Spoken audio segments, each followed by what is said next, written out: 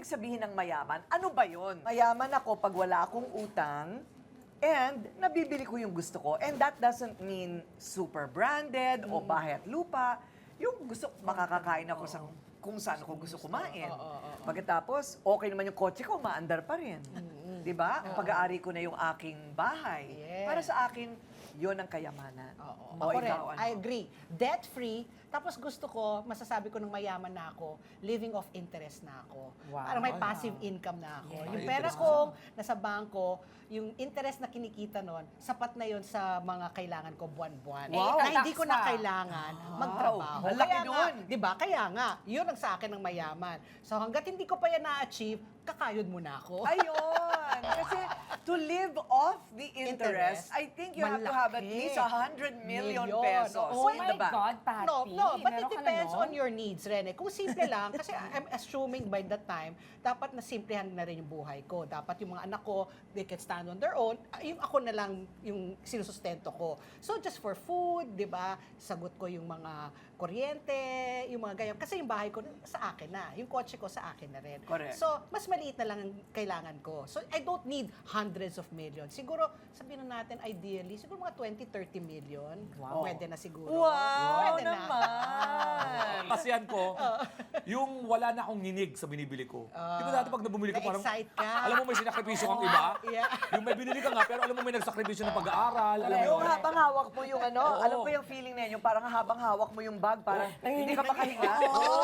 Tapos pag didilim na, Parang nakatulala ka na bangayan.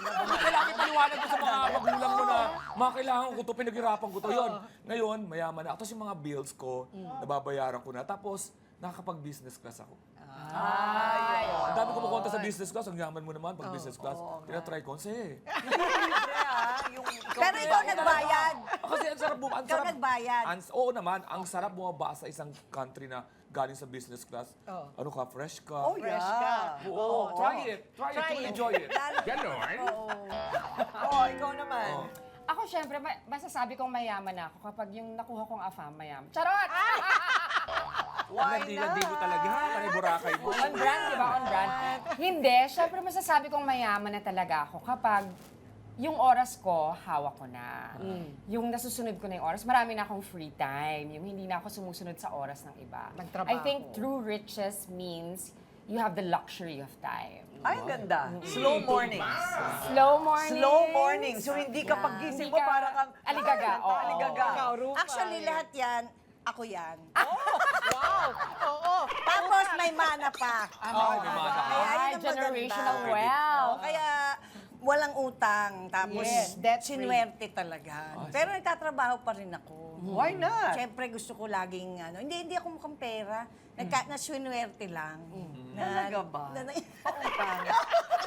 Nauna ako sa iyo, Corinne. Pautang. Oo, Paikutin kumbaga, ko. God Bayaran is kita. good na hindi kami pinababayaan. Hindi, tsaka ang tagal ko na rin nag-work. Kumbaga, Totoo. kaya nga, di ba, paalis-alis din ako. Business class din. Kumbaga, nakapag-ipon. Pero ang masasabi ko lang, para maging, paano kayo, masasabi na paano maging mayaman, dapat marunong kayo magkwenta ng numero. Correct. Importante ang accounting sa So, magaling buhay. ka sa math. Honor student nga. Ay, taray. First honor lang.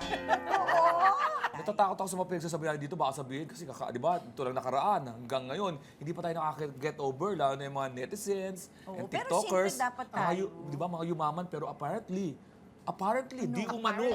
Ano? Sa questionableng paraan. Pati tuloy mga anak, nabash! Ayan. Ako gusto ko rin yumaman, pangarap ko yan, pero sa legal na paraan. So when does dreaming to become rich become dangerous? Wow! Where? Wow! Pag gusto mo agad-agad o mabilis, andyan yung temptation na ma-entertain and be involved sa maling paraan ng pagyaman. Correct.